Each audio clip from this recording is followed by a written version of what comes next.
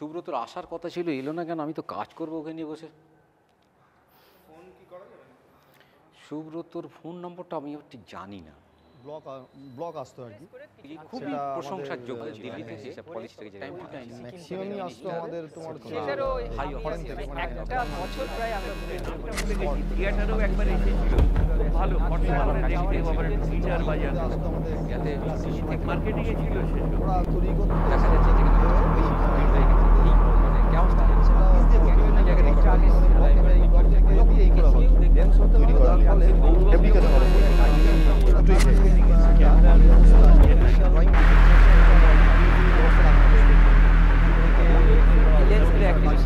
এরকম একটা বাটি কাটা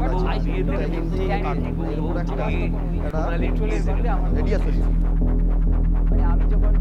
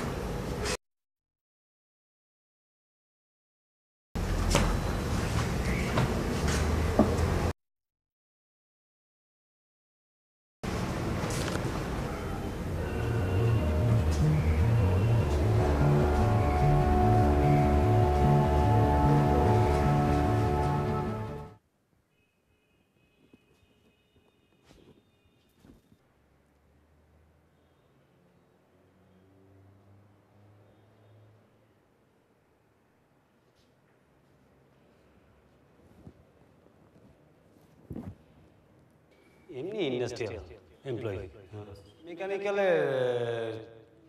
সব কিছু ধরুন ইনস্ট্রুমেন্ট, এমনি রিপেয়ারিং, ম্যানুফ্যাকচারিং, অ্যাডজাস্টিং এগুলো করতে হতো। আমাদের ওই ট্র্যাডিশনাল আইটেম যেগুলো ছিল লেভেল ফেভেল, ওগুলো ইন্সপেকশন হতো আর কি।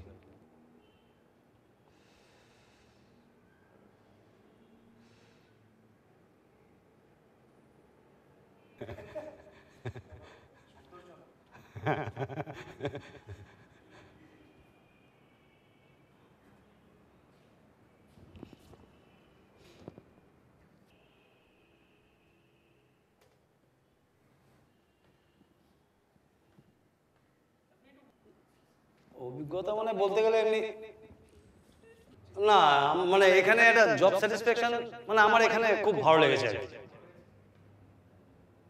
মানে অন্য সেকশনের তুলনায় এই ডিপার্টমেন্টটা তখন অনেক কিছু সিস্টেম ছিল, পুরোটাই তো এসি ছিল। আমাদের এখানে একটা চেঞ্জিং রুম ছিল, ওখানে এসে আমাদের জুতো ড্রেস ফ্রেস সব চেঞ্জ করে এখানে একটা অ্যাপ্রন পরতে হতো, আর একটা বাটা কোম্পানির তখন একটা স্যান্ডেল দেওয়া হতো, ওইখান থেকে ওইটা পরে এটা আমরা ঢুকতাম এখানে এই ডিপার্টমেন্টে। আর নিট অ্যান্ড ক্লিন ছিল, সুন্দর, মানে পুরো ফরেন সিস্টেমের মতনই মনে হতো আর কি।